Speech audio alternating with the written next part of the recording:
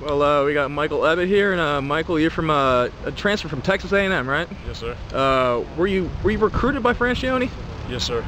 My first year at A&M was his last year there. Now, was the whole thing about coming to Texas State to be under him again, or was it for more playing time, or what was your the reason behind your transfer?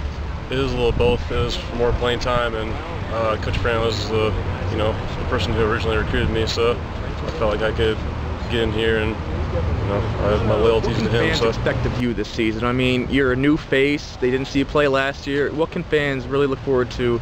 What can Michael Ebbitt do out there? Well, I'm hoping to have a good year. I mean, it's a little different coming from A&M playing here, so I'm hoping to, work my hardest and do the best I can for this program. Pressure on the quarterback, and has in the past. Do you think it's going to change this year? What's your approach? What's your idea of what the defensive line is looking like this year for you guys so far? Yeah, I can't compare it to last year because I haven't seen any film or anything, but I think me and the other defensive end, Jordan, just through pass rush and through the 2 days so far, I think we've done a pretty good job, and I think we have a good chance to do a lot better this year. How's the entire defense looking? Obviously, there's a lot more excitement out there, it seems like. Yeah, I think the defense is going to be electric this year. I think we're going to have a good year and stop some people.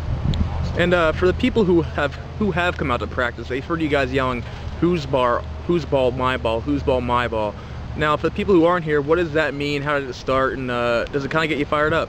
Yeah, that's kind of a way for the defense to get fired up, and the way for us to get minded as defensive players. It's our ball, and we're here to take away and get some points and help the offense up. Lubbock. You've been to Lubbock, you've seen games there, you've been on the sidelines, you've been in probably.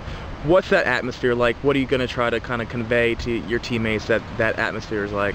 I've been talking to some of the guys just how, they're it's a hard atmosphere to play in for your first time. It's a bigger stadium, this one, and the fans are yelling at you the whole time on the sidelines and throwing stuff at you. But the guys across the line from you, they're just the same guys as us. And after the first, after you get there, after warm up, and you get acclimated to the situation and the atmosphere, I don't think it'll be a problem. Just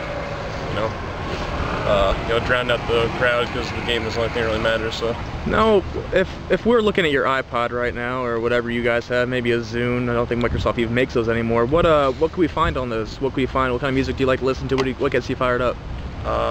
Me personally, I have to go with some rock and roll. Okay. That's what I like to listen to before games and just all the time for me. So. Any artists in particular? I'd probably say my favorite one's called Black Label Society.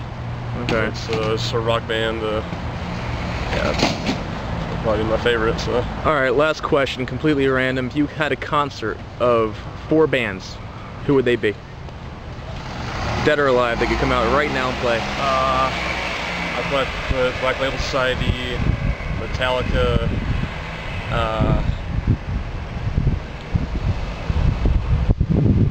oh, that's a hard one. Linkin Park, and what would be the 4th one? I maybe have Metallica play for the 4th time. Justin Bieber? No? That's not for me, no. Okay. All right, Michael, thank you.